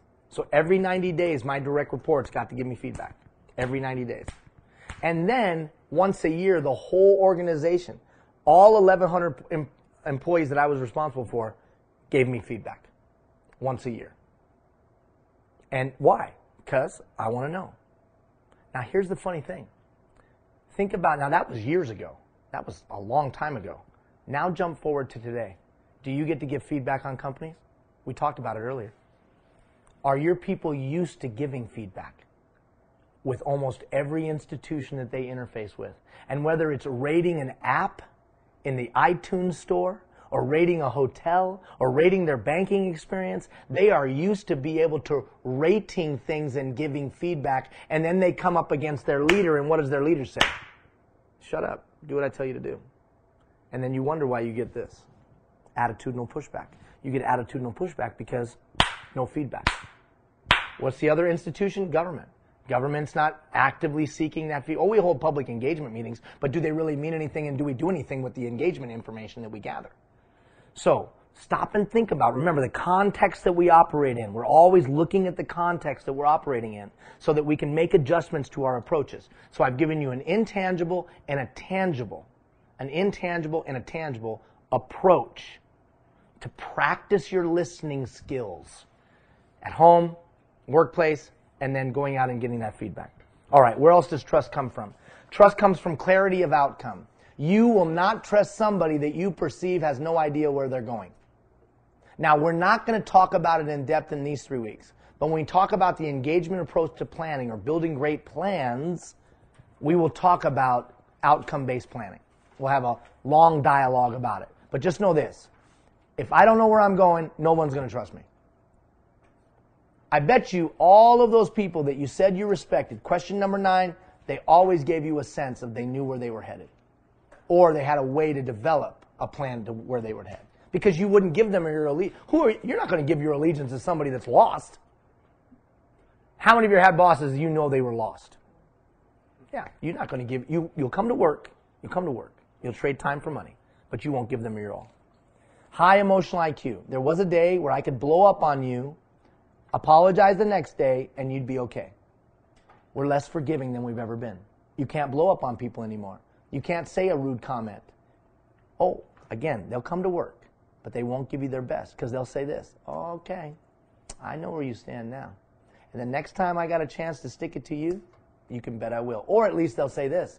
I'm not going to save your butt if you're in a mess. After that little comment, thank you very much. Because people are less forgiving. So high emotional IQ just means this. It means when you start to get worked up, that you can disengage the clutch of life and let it idle for a second. Here's a phrase that you might want to consider. When you get like that, when your emotions are getting the best of you, say this. What's the words I could say or the action that I could take that would move my agenda forward? And then compare that to the thing you want to do. If they're not the same, what should you do? Stop. If they are the same, then move forward. That's a high emotional IQ. In the 3 weeks, I'll give you a little survey and some tips on how to grow your emotional IQ muscle. But for now, just get it on your radar screen. And then finally, before we do this, we still have time. Before we do this exercise, you got to be relatable. So how do I become relatable to somebody who I totally can't relate to? Now think about this. You're working in a workplace or you're in a community and all of a sudden there's somebody that's totally not like me. Not from where I'm from. Doesn't do what I do. How do I relate to them? So let's practice. So where are you from? Originally Hampton, Virginia. Okay, from Virginia. Yes. Okay, and you're from here.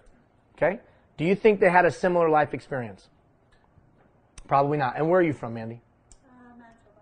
Manitoba. What? Where? Thompson, Missouri. We have no idea where that is, but okay. Yeah, that's right. Small community?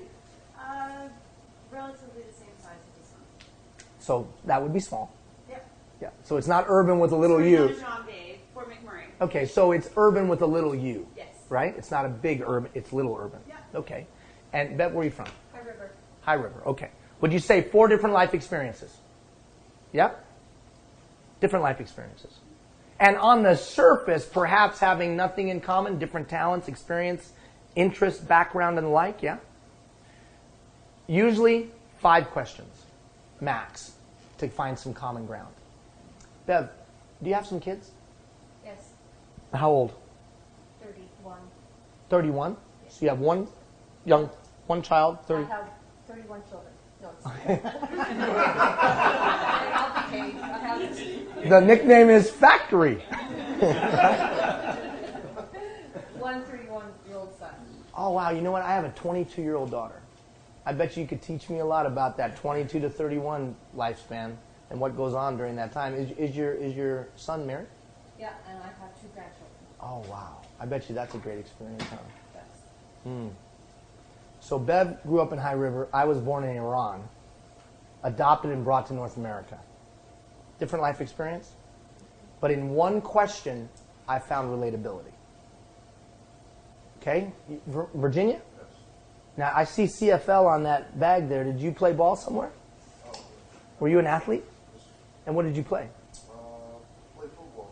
Oh, you did? Did you play in Virginia? Yeah, I started in Virginia high school. Left there and played with the University of Arkansas Razorbacks. You played at the University of Arkansas. And what years did you play there? 2099 to 2002. Do you remember a track kid named Brandon Rock? He was an 800 meter. He won the NCAAs in 800. I coached that kid Wow. at the University of Nevada. I coached track and field at the University of Nevada. And then we canceled the men's track and field program due to Title IX. And then Brandon went to Arkansas and won the NCAAs at Arkansas in the 800. It sounds familiar. Isn't that amazing? So you played at Arkansas Razorback. What position did you play? Defensive end linebacker. Really? So I left there, played with the Vikings for a bit, played in NFL Europe, and played with the Winnipeg Blue Bombers for 5 years, and played with Montreal. Wow. On a great play. Do you remember a guy named Greg Battle, linebacker? That name also. Do you remember Chris Vargas? Heard of all those names. Yeah, so Chris Vargas came from the University of Nevada. Oh, yeah. Stop for a second. Are we connecting right now? 2 different life experiences. It only took me one question.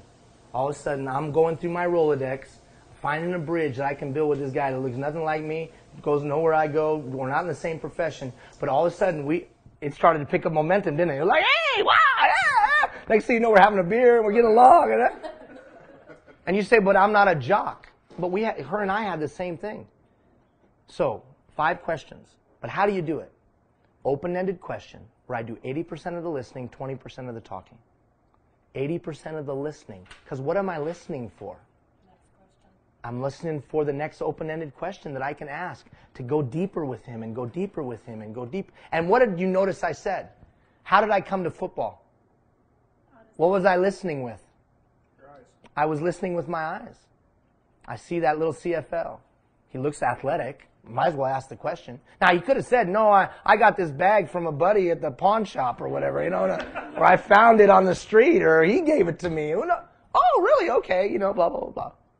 And it is funny because I do know Greg Battle, and I do know Chris Vargas, and I know those guys, and we could have a conversation about the CFL and so on and so forth. And I could also tell him this. You know what my dream is? My dream is when I'm 50, I'm going to try out for a CFL team. Really? I'm starting to train now, yeah. I'm 47. I got 3 years to get ready. I looked at all of the the combine, what you got to do. You got to bench 225, 25 times, vertical jump, all that. I have all those standards, and I'm working towards those standards. Yeah, I'm going to try 3 years, and then I'm going to do it to raise money for autism because my son is autistic. So it's not about making it. It's about the attempt, right, and to bring awareness to autism. So I'm going to be calling you, and you can help me out. You can make it. Now, all of a sudden, he knows of my dream. And over the next 10, 12 weeks, if I bring value to his life, he'll remember that dream. He'll remember that dream. And when the dream comes a reality, I might hook him back up and say, hey, man, you still know anybody that I can make a phone call to? Now, I've got other people that I know too, but I might contact him. Am I doing this as a technique? See, this is the key. No. I really care that he was at the University of Arkansas. That's really cool. And that he came from Virginia. And now he's up here in the oil sands and working up here for you guys. What the hell's going on? How did that happen? I really sincerely care. And that's the key. This thing can't be a technique. How many of you ever been techniqued? Because someone went to some networking class. Or they went to some schmoozing class. And the next thing you know, you're being techniqued. No. You got to really care about that human being. and really try to understand what they're about. So relatability and likability is just a couple questions. Don't assume you have nothing in common. I'm going to say this, and it's going to be fundamentally rejected by some of you in the room, and I don't care. And the RMWP people won't invite me back, and I don't care about that either. I'm getting tired of them anyways. No, I'm just kidding. Like Ross is like, I've had enough of his ass. Get him out of here. Listen for a second. I'm not for diversity. I hate diversity training. How can you say that? You're brown. Well, it's because I'm brown, I can say that. Here's my point. I'm for commonality. See, if you start with and extrapolate different to its logical end, what do we come to the conclusion of? We're different. But if you start with commonality and extrapolate that out to its logical end, what do we come to? We're in common. So I encourage you to work off of, let's figure out what we have in common first, because then we'll appreciate the differences that much more. So maybe all I have in common with you is we both have 9-year-old daughters. Or maybe all I have in common with you is that you don't have kids, but someday you hope to have one and you would like a safe community, and so do I. So look for the common. Here's a real challenge for you. Find the person that's the most opposed to your point of view in the community and go find something in common with them.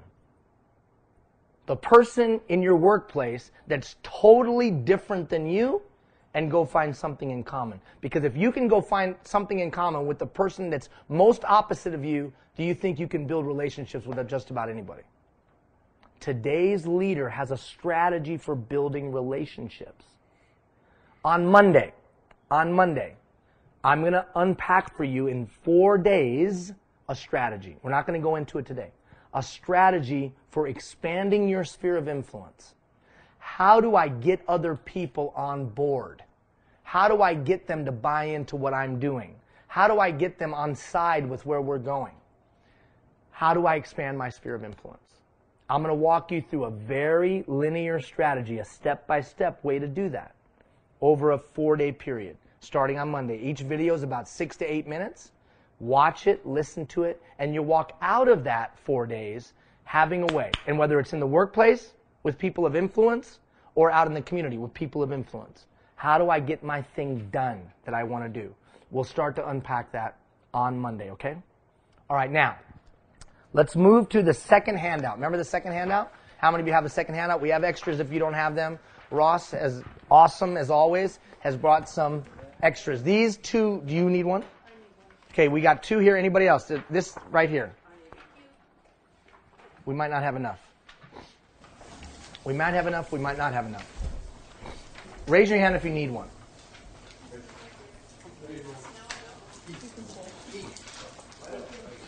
Keith? She needs one.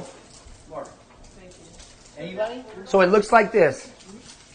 Looks like this. Looks like this. You got it? Do you need it? She needs one right there. Ross, thank you for bringing. Thank you very much. We're making a lot of money for Sequoia today, man. It's pretty awesome. Making all kinds of money for Sequoia. So here's what we're going to do. So I've given you a strategy to identify communication style. We've talked about where you've come from through that leadership history survey. Now we're going to evaluate your work style. We could call it leadership approach. We could call it a lot of things, but basically it's your style of doing things. How do you like to do things? Now, we've all taken these tests before. What color am I? What animal am I? What shape am I? All that kind of stuff, right? I like this one because it's fast. Now, I'm going to do a couple of things. We're going to do this today together, but I'm going to post on the website a video and some tips of how you could do this in other organizations. So you could take this exercise and do it with other people. You could do it with all the youth workers. You could do it at your church. You could do it at your mosque, your synagogue. You could do it wherever. You could do it in your work. You could do it with the Boy Scouts. You could do it with the groups that you meet with. I don't care who you do it with. The point is this. I'm going to read the first paragraph and listen very closely because every word was chosen specifically. If leadership is the art of giving direction and focus to the energy and talent of others in order to accomplish a specific result, then each and every one of us is a leader. And leadership needs to happen at all levels. But here's the problem. You hear all the time that we need to have very diverse groups. Hey, if we have a lot of different people with a lot of different backgrounds, that's going to make the team really strong. How many of you heard that? There's only one problem. A lot of different people with a lot of different backgrounds creates a lot of distrust and misunderstandings and can create conflicts. So although differences are good, they have the potential to create significant conflict. So how do we work around that? We got to better understand each other. Keith, communication style, let's say, is a fact-based communicator. Okay, I got a little piece of information. But if I can understand how he likes to work, his preferred approach to doing things, do I even have a better chance of getting him on board? If I'll adjust my approach to doing things to his, yes or no? If I adjust my approach to his approach, I got a better chance to get him on board, yes or no? So this exercise is that attempt. Let me better understand. Because usually we take these exercises and we do this. Oh, look, I'm a red. I'm a circle. Wow. I'm a muskrat. Well, no one's ever a muskrat, but they're a shark or a monkey or whatever. No one's ever a muskrat. Poor muskrat. So this is an attempt to help you better understand you, of course. But it's only effective if I also use it to better understand Mandy. So that I can adjust my style to meet Mandy's style. So you can't just stop by doing this exercise yourself. Now, CP's got it a little bit better off because a few of them are here. So you can actually do the exercise. It'll be profitable for you. And some of the youth workers are here. But for those of you that are kind of lone rangers here, you want to take this back. That's why I'll put the video on there on Monday. It's about 23, 24 minutes. And I'll put some tips of how to do this in your workplace or in your group and how to set that up so that you're effective at it, okay? Let's go through it now. So here's what we're going to do. You got 2 pages of columns. You got column 1 through 4 and column 5 through 8. Column 1 through 4, column 5 through 8. What I want you to do is you're going to read the word. If the word is you, check it. If the word is not you, move on. And don't do a lot of thought. Now, really quick. When you get to the bottom, count up the check marks and put the total in. Don't wait till the end. Do it right away. So I do column 1, put the total. Column 2, column 3, column 4. Make sure you do all 8 columns. If the word is you, check it. If the word's not you, move on. Ready? Any questions? Ready, set, go. All of you that are watching the archive, you can stop the archive, do the exercise. Okay, stop the archive, do the exercise. No, really, stop the archive, do the... No, not you, Rockhead. That's a little joke that we have between the camera guys, because the first time James stopped the recording. Anyways. Okay, so go through it. Go through it. Check mark, check mark, check mark, check mark, check mark. No check mark, no check mark, no check mark. When you get to the bottom, total them up. When you get to the bottom, total them up. And this will be our last activity.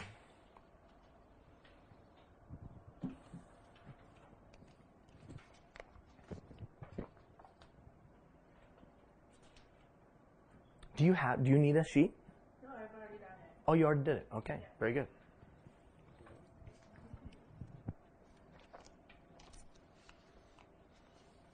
When you get to the bottom, total them up, and then in the next column, make sure you do all 8 columns.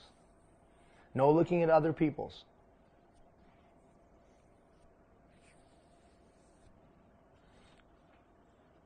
Neat, organized, persistent, practical, perfectionist, precise, principled.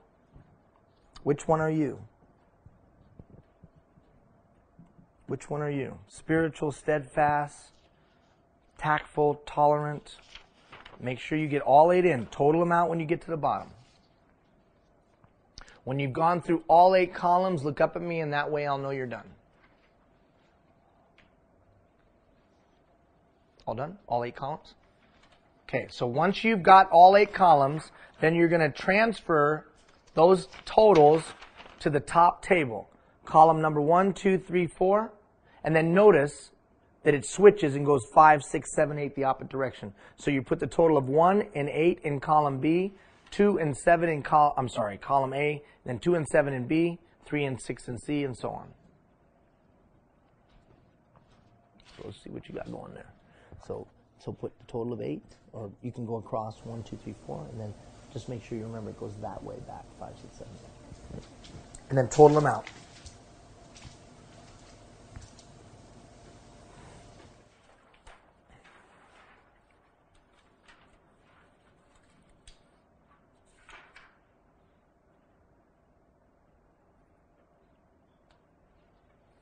Na na na na na na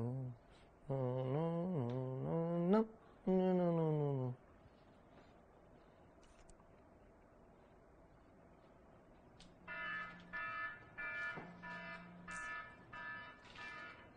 Okay, so then once you have your totals, then you're going to take the top, so 7, 35, 29, 12.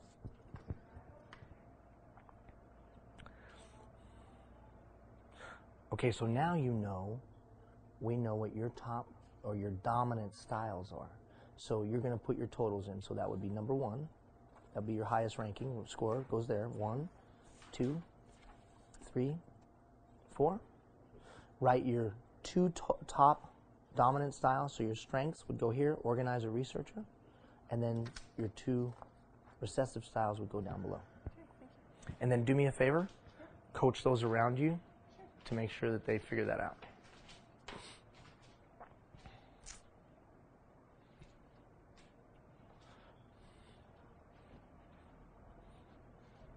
See how everybody's doing back here. Got their columns working.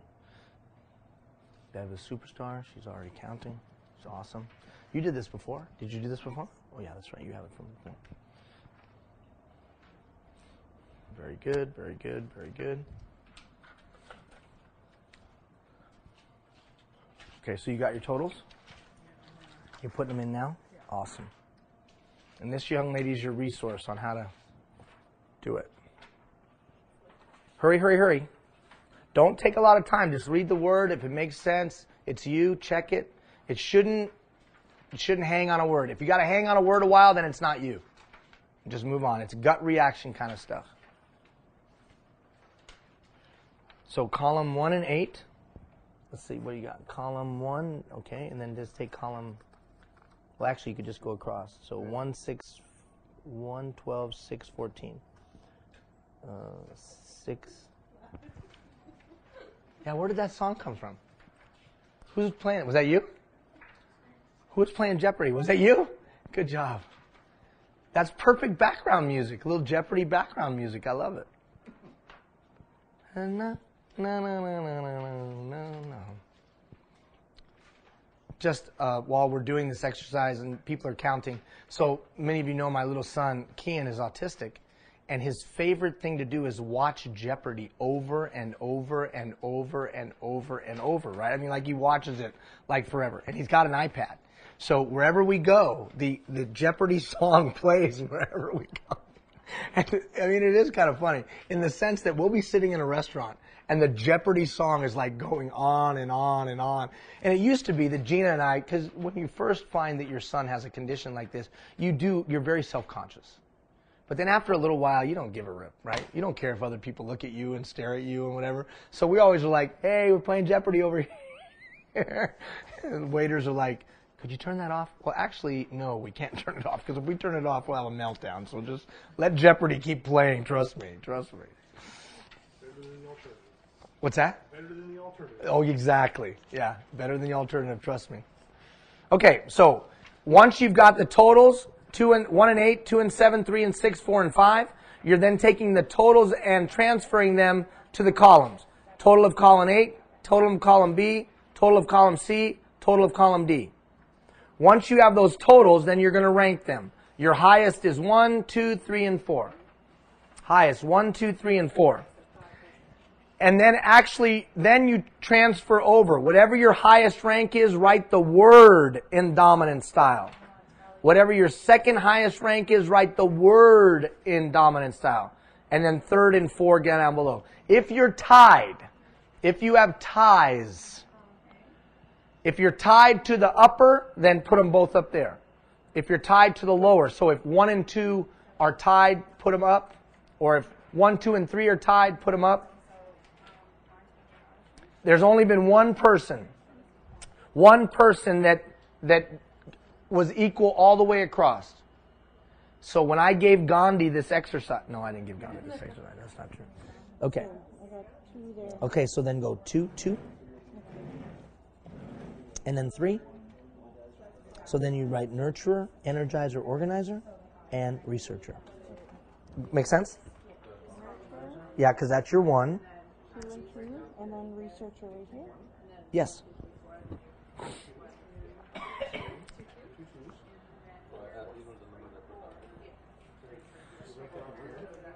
Okay, so now you've got your totals. So you've got 2, you got 20, what's that, 21? Yeah. 21. So this would be your number 1. Okay. Oh, no, I'm sorry, you got 36. So this is number 1. It's your highest. Then that's number 2. And that's number 3. Number 4. So then you would take your 1 and 2, organizer, nurturer, write it up there. Researcher, organizer, write it down there. You're good? I'm good. Okay, and now we're going to go, I'm sorry that we're going to be a little long. We'll be about 5 minutes long today.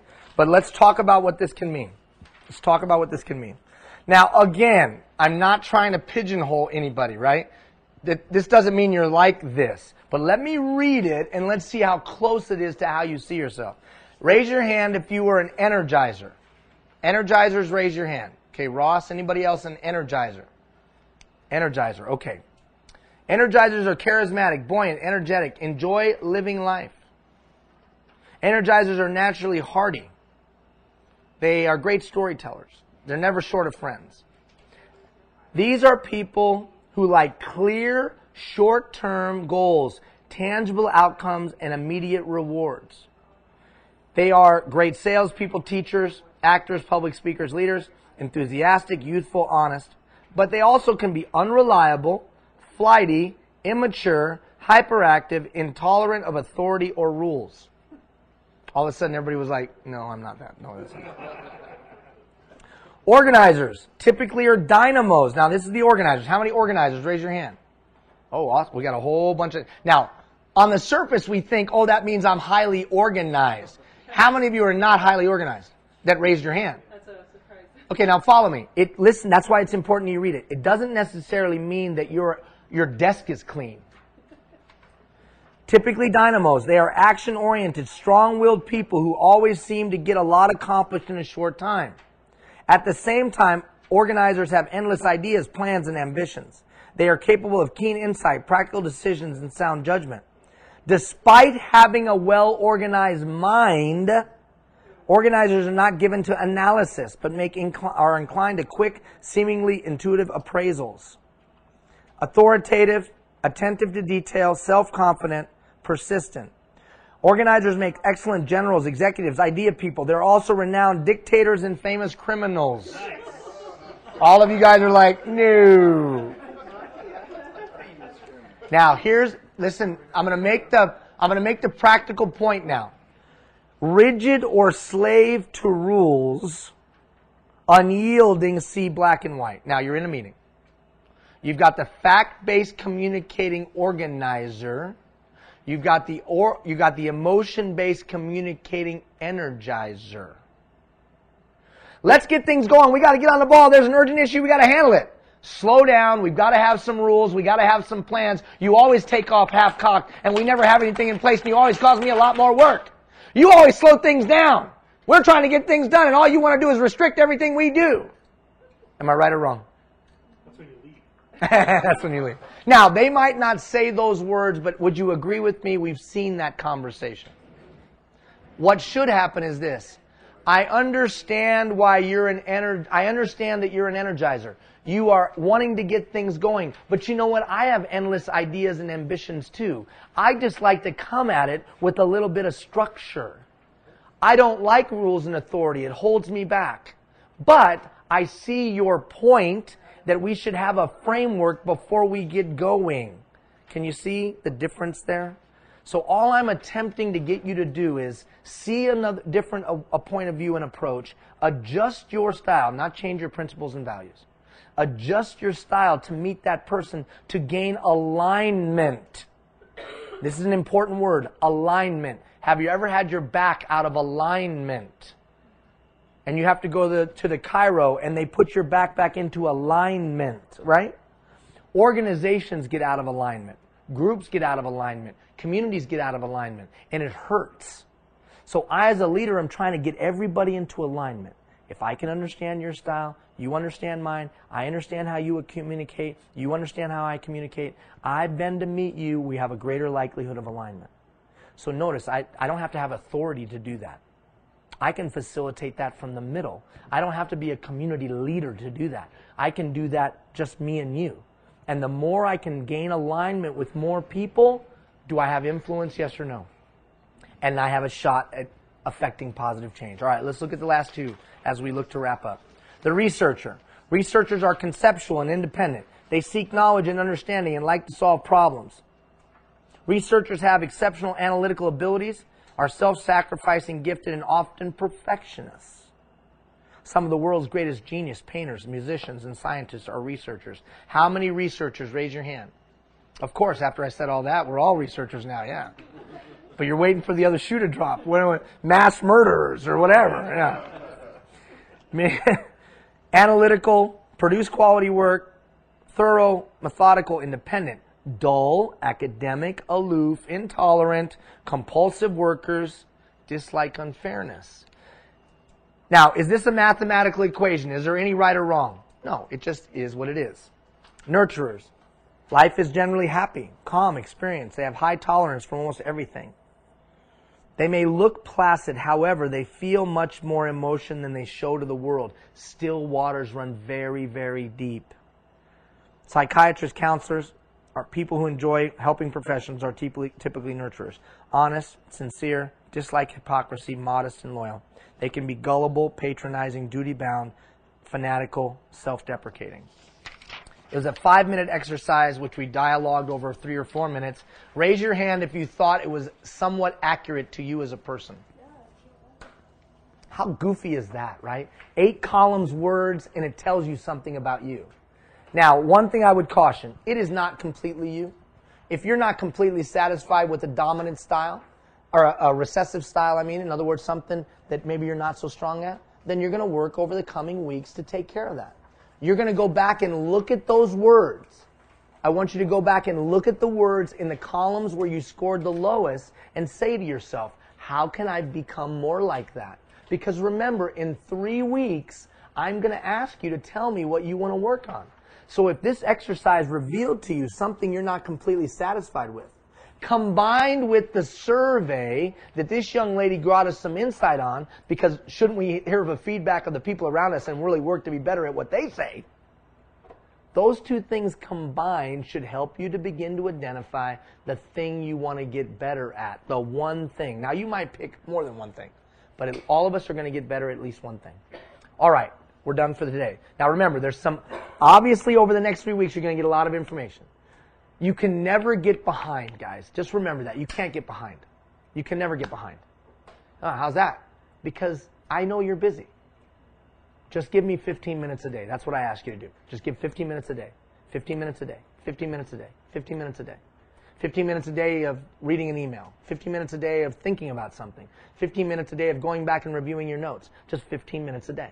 That's all I'm asking for, 15 minutes a day. If you get to the end of the week and that 15 minutes a day wasn't enough, you can't get behind because the information is always there. And how long will this information be available to you? How long? How long? Till the internet shuts off. That's right. Our commitment is this information will always be available to you. So you can't get behind. Now, if you're one of those kind of people that like keeping up with the rest of the group, then yeah, you might have to put in some time. But you can't get behind. If life gets busy for you, like I had somebody email me the other day in the Fort Mac track, I'm so busy, I don't feel comfortable coming. You can't get behind, just come. Because part of it is just being here, right? All right, somebody tell me something you're taking away from today. Somebody tell me something you're taking away from our hour and a half together as we wrap up. Okay, how to become a better leader. Somebody else, what are you taking away from today? What's that thing that you're walking out with? I think I learned things about my own. Especially for those of you that work together or spend time together, going back and debriefing that survey that we just did will be a key.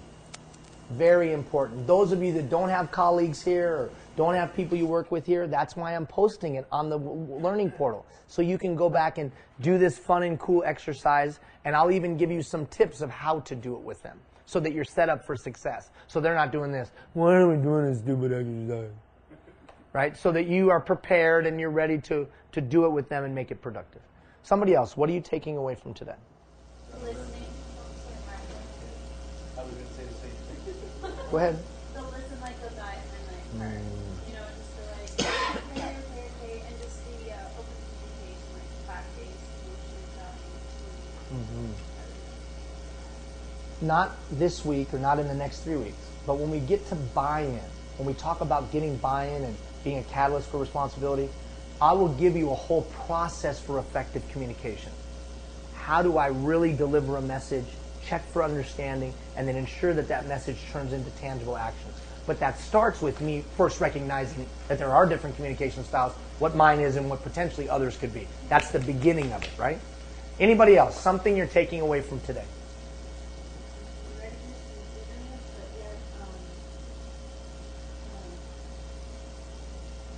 stop sign thing. How so? What do you mean? Well, with the listening part, I do tend to listen and want to listen, but sometimes it's going to be really, really difficult for me. But that's where I got to put the stop sign on. The eagerness and willing becomes is because it's that instant bond that it can create.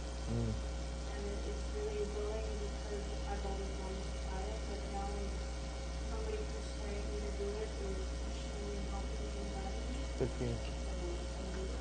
Good. Awesome. She awesome was. I love it. It's awesome. Here's my challenge to you.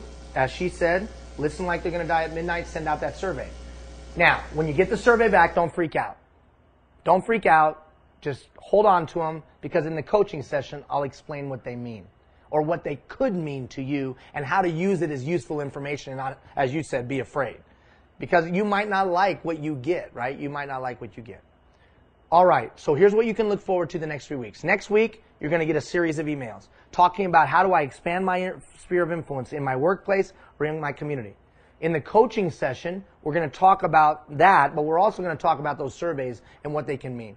And then we're going to unpack this, my reactions to change, which is in your handout, which will be the beginnings of being able to initiate change. Because later we're going to talk and give you a process for actually initiating change in a workplace or a community and bringing that change to fruition, an actual process for doing so.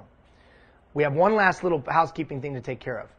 What should be happening in our rural programs, Fort Chip and Janvier, is not only is the information available to you on the internet, but taking into account that maybe some people's internet is slow, you should be able to get a thumb drive or a jump drive of each session. We're set up to do that. The challenge is that we don't have anybody in the community here to do that. In Fort Chip, the regional municipality staff is doing it. Here's what it looks like. Tim is going to give you a device if somebody's willing to do it. You then are going to take that device home, and we're going to give you some jump drives or thumb drives. And you just need to put it on those drives. And then we just say that tomorrow, the next day, those drives are available at blank location. Is there anybody willing to take that task on? So it's just a matter of transferring files to 5 jump drives and then making sure those jump drives are available at blank location the next day. It does take a little bit of work. How much time are we talking, Tim, to do it? You have to start the process, and then it takes, you can walk away and leave it go for a couple hours. It has to convert, and it's about minute for minute. So you walk away. So it's an hour and 45 minutes of it just working. Yeah, and then it's just drag and drop the file onto the thumb drive. So total time is probably, which you don't have to sit there. Of active work, about 2 minutes. Okay. But you just have to be around to babysit it for. So active time working on it, 5 to 10 minutes. It actually doing the process, an hour and 45 minutes. Is there anybody willing to take that on so that other participants can access the video the next day? We could do it, but we're in Antarctica. So you guys could do it. Could we get those jump drives back here the next day? Could someone drive them over? Yeah. Is there anybody that goes in that direction that could pick them up from these guys? Because we could make them available here, right? Could we make them available here? Could we make them available here? So people could come by here and pick them up? Could they do it on those computers there? Oh yeah, could you guys do them on this computer here? I can get somebody to do it, yeah. Could you hold it down and take ownership of it? I can try with Edie's help, yeah. Okay. If you could, If you guys could handle that, then we will say that they could be picked up here. That we could be picked up here. And then what we'll do for you, because you guys are a distance away, I'll make the file available on a site. We'll show you how you can download the video. Right? If you can't, good enough quality internet, just like we talked about with the coaching session. Yeah, Okay? I'm trying to figure that out. Okay. And if it doesn't, we can always get you the file. And then you and I can talk about that, Tim. Because it's available on the internet, on Ustream. They could download it from there. Yeah. The MP4 file. It's not, yeah, and we had some issues again with connectivity today, so I'll have to rebroadcast. Unfortunately. So it'll be up on the internet by tomorrow afternoon at the latest. Okay. But, And the thumb drive will be available as soon as they transfer it. well, yeah, we'll have to, we can talk about that after. 'Cause Okay. I'm going to need that flash card. Mine?